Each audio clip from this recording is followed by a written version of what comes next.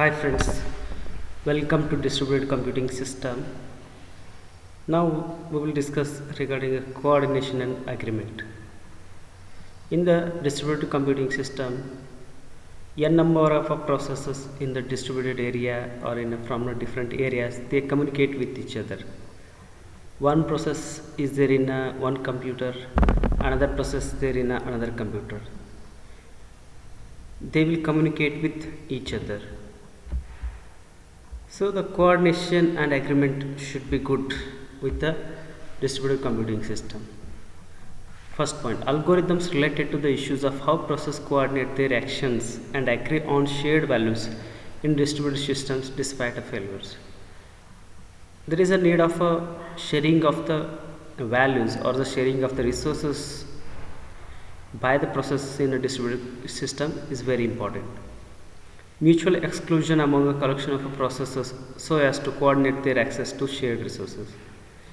Mutual exclusion represents many number of processes are going to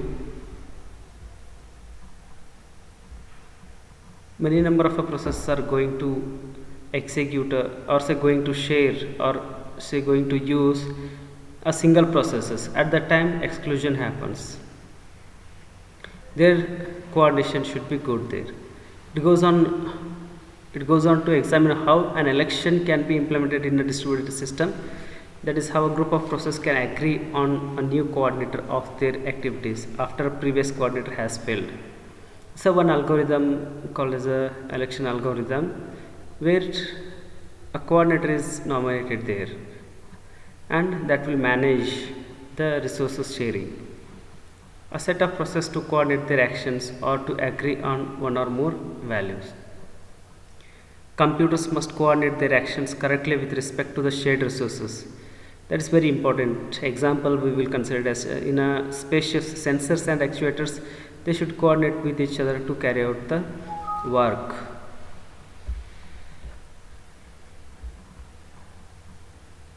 The reason for avoiding a fixed master-slave relationship is that we often require our system to keep working correctly even if failures occurs. So we need to avoid a single point of failure such as a fixed masters. There is no fixed master-slave relationship between the coordination and agreement because master-slave relations in the master, one master can exist there with a n number of slaves. If master fails, slaves will not access the resources. So the single point of failure we will avoid here by using a coordination and agreement. The problem of a distributed mutual exclusion, this is an extension to the distributed system of the familiar problem of avoiding a race condition in a kernel and multi-threaded application. Failure assumptions and failure detectors. Assume that each pair of a process is connected by reliable channel. We assume that no process failure implies a threat to the other process ability to communicate. If one process fails, should not affect to the other process. One of the problems in the design of algorithm that can overcome the process crashes is that deciding when a process has crashed. A failure detector is a service that processes a queries about whether a particular process has failed. It is often implemented by the object local to each process on the same computer that runs a failure detection algorithm in conjunction with its counterpart as other processes. This is nothing but how the failures occurs in a distributed computing system. How can we detect the failures is very important. Either it may be in a single computer or it may be in a group of a computer called as distributed computing. The object local to each process is called a local failure detector. We outline how to implement the failure detector shortly, but first we concentrate on some of the properties of failure detector. A failure detector is not necessarily accurate. Most fall into the category of unreliable failure detectors. Unreliable failure detector may produce one of two values when given the identity of a process, that is a unsuspected or suspected values. A reliable failure detector is one that is always accurate in detecting the process failure. It answers processes queries with either a response of a unsuspected, which as before can only the hint or failed. One more is a failed. The two states are unsuspected or a failed one. Now it's a distributed mutual exclusion is the next point. Distributed processes often need to coordinate their activities. If a collection of processes share the resources or collection of resources, then often mutual exclusion is required to prevent interference and ensure consistency when accessing the resources. A single resource and multi processes are accessing the single resource, there the mutual exclusion happens. We require solutions to distributed mutual exclusion, one that is based solely on the message passing. Here it is based on a message passing. If one process want to access the resources, it should send the messages. That's a message passing is very important in the distributed mutual exclusion.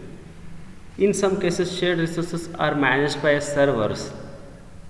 That also provides a mechanism for mutual exclusion, but in some practical cases a separate mechanism for mutual exclusion is required. We told in a previous section that master slaves are a single point of a failure and which should not be good for a distributed computing system. But even though we are using a servers here for managing the resources here, and in many cases, in a practical cases, we are using a separate mechanism for the reasons. A particularly interesting example is where there is no server and a collection of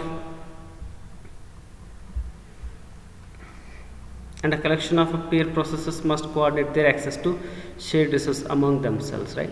There is no servers at all. The peer process only they manage the resources with themselves by sending the messages with them.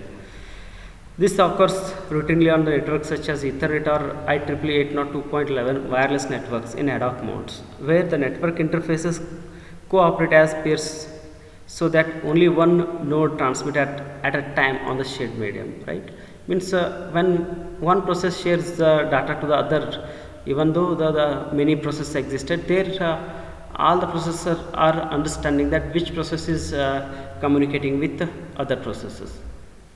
Algorithm for mutual exclusion, right? In the algorithm for mutual exclusions, where we considered n process, that is a pi, I is ranging from 1 to n, that do not share the variables. The processes access common resources, but they do so in a critical sections. What do we mean by critical section is very important. Critical section is a section where more than one process are accessing the resources. At that time, critical sections happens. For the sake of simplicity, we assume that there is only one critical section. It is straightforward to extend the algorithms we present to more than one critical sections.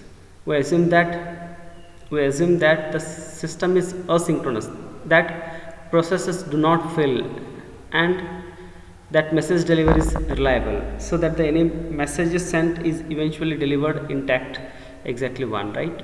Only the one message. If you say a number of a process existed, we assume that it is in a asynchronous mode. That's it. Application level protocol for executing critical section is as follows.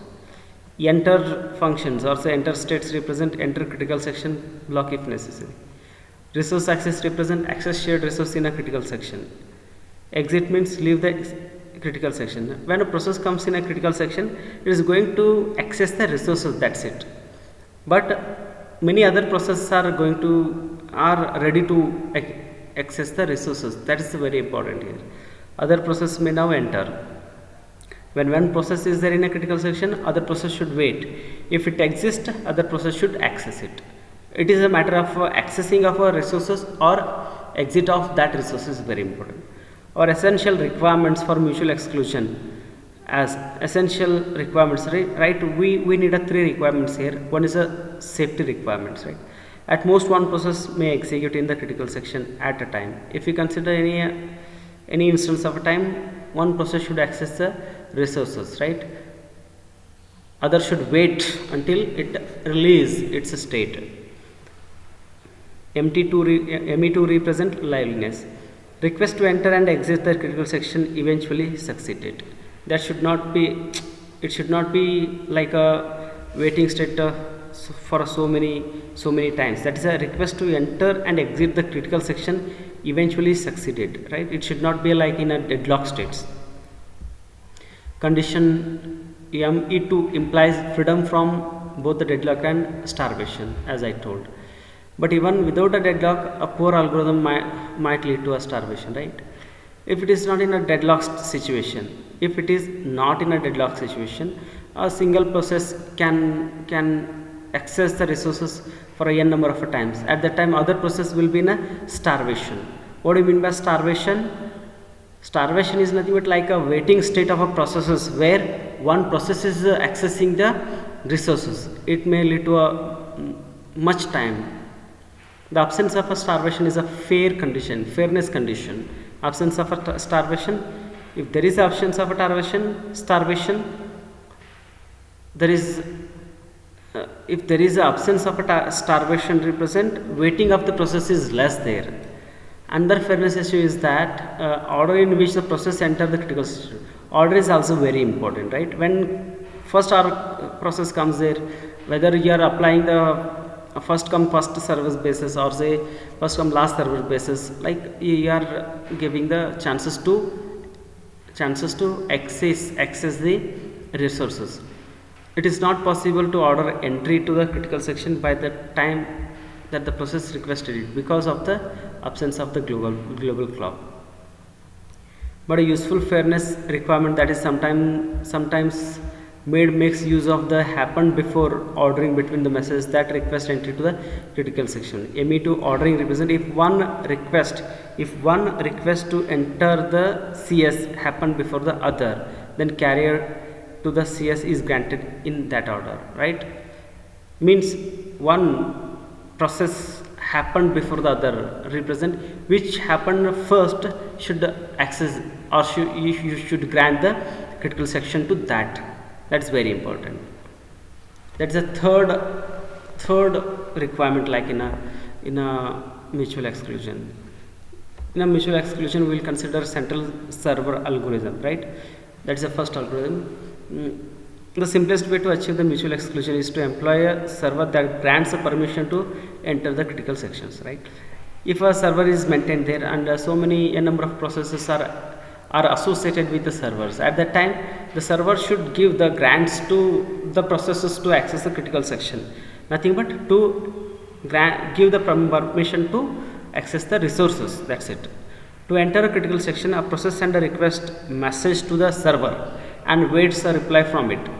Conceptually, the reply constitutes a token signifying the permission to enter the critical section. Server is there. If the process needs, it should send a message to the server. Then whether the server gives back the reply or not is depends on the server condition. If it is already given the tokens to the other process, it will wait, it will not give the response or the reply back to it. If it is not given the token to the others, it will give back the reply with the tokens by declaring that you can access the critical section. That's simple thing.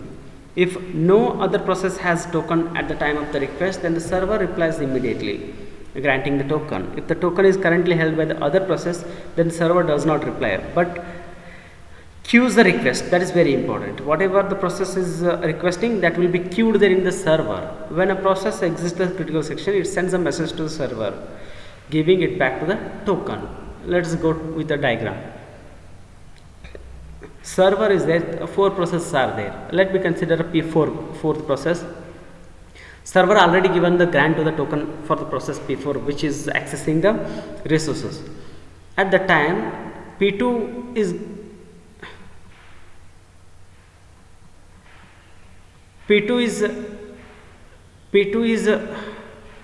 requesting for the token. Again, P3 is also going to request for the tokens. At that time, if the P2 is already existed, then server will allow the tokens to the P2. Otherwise, it will allows the tokens to the P3 for accessing. Next is a ring based algorithm.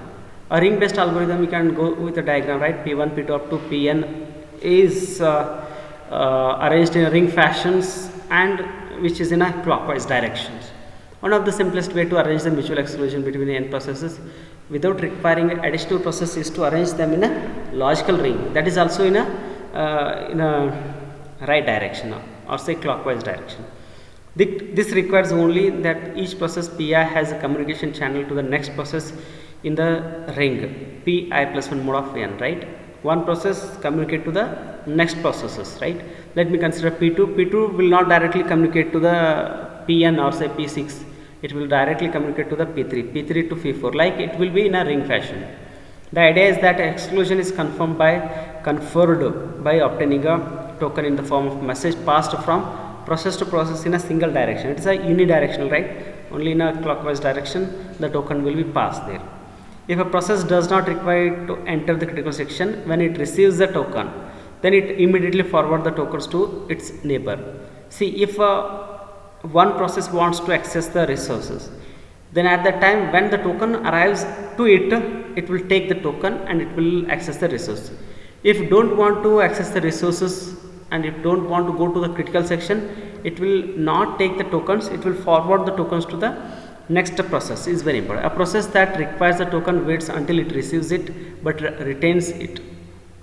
To exit the critical section, the process sends the token to the next neighboring state, but that the token is not necessarily obtained by the happened before order. This is a simple way of the ring based algorithm.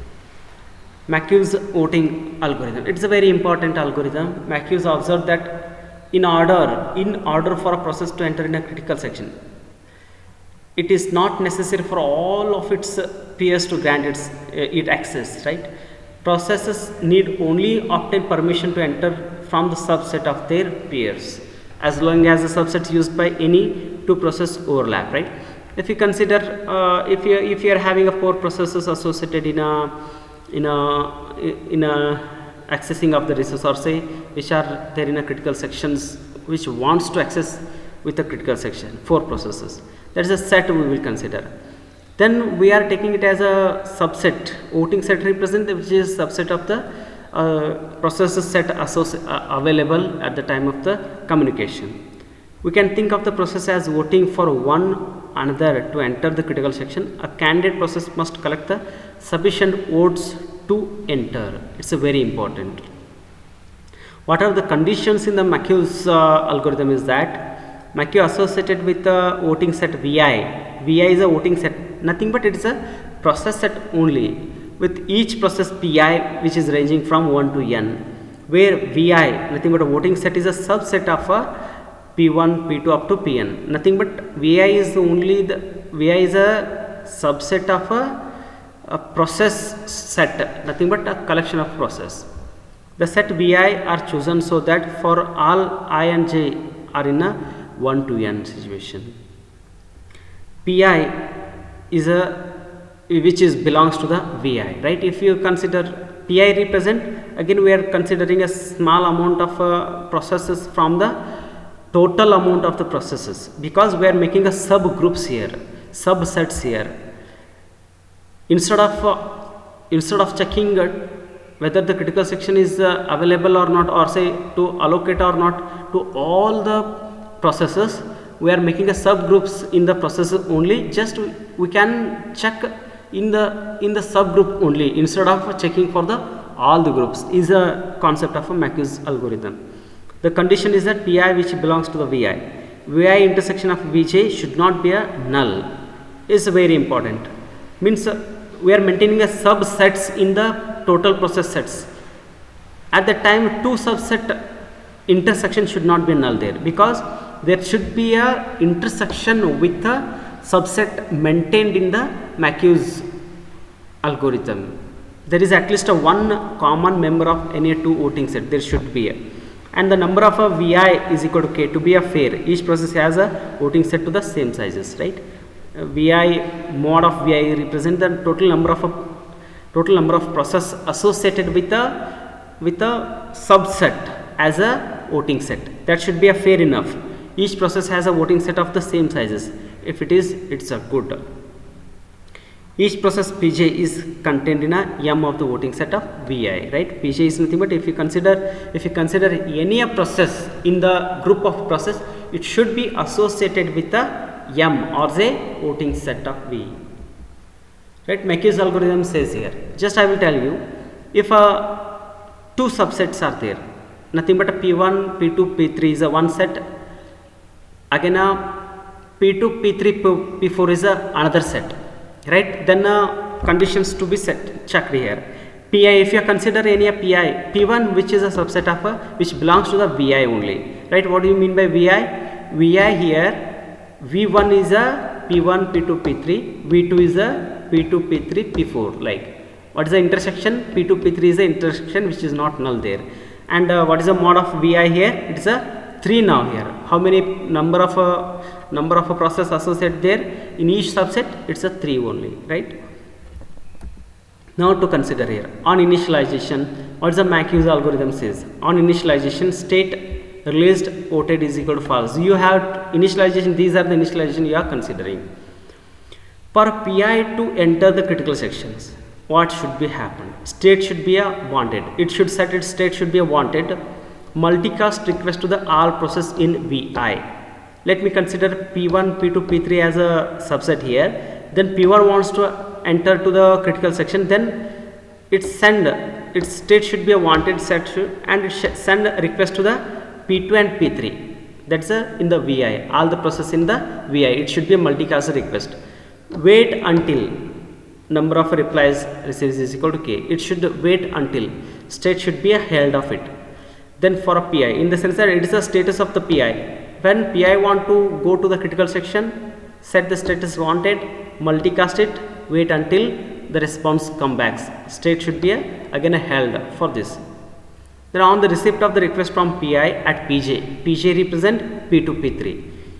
If a state is equal to held or voted is equal to true. If you consider any of PJ, P2 and P3, if you consider, it will P2 and P2, P3 checks its states whether state is a held or voted true.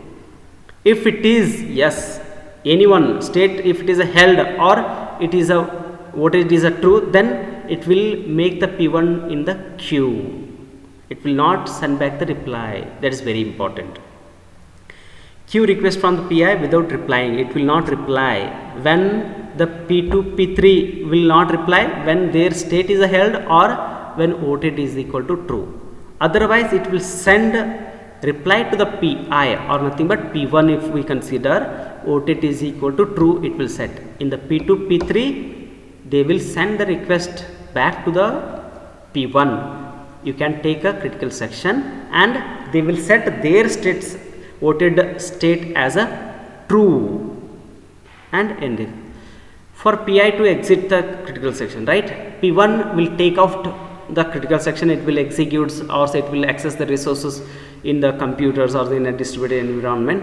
When it want to come out of the critical section, for PI to exit the critical section state, it should set it as a released state, right? When it set the state to the release state, then it should be known to the members of the subset in a VI, right? What are the members? P1 want to release the states and P2, P3 are the subset. Then it should send the request or send the message to the P2, P3 that it is releasing its state from the critical section. Multicast release to all the process in a VI, nothing but V2, V3. On receipt of the release from PI at P2, then what happens when P2, P3 takes the request from P1, that's a released state at that time. If queue of a request, when it will take out P2, P3 will take out the P2, P3 will take out the release state from the P1. At the P2, P3, if any other processes are there which are waiting there, it will check. Queue of request is non-empty in the sense that at a P2, P3, if the request is not empty, means any other process want to access the critical section at that point. Remove the head of the queue from the PK, says reply to the PK voted as a true. Means it will say the other process you can go to the critical section for the accessing of the resources. It will say like that. Otherwise, it will set voted as a false. At here in the moment, P1 will release its states from the critical section. P2, P3 will updates its voted state as a true when other processes are in the queue. Otherwise, it will be false. Thanks for watching. Take care.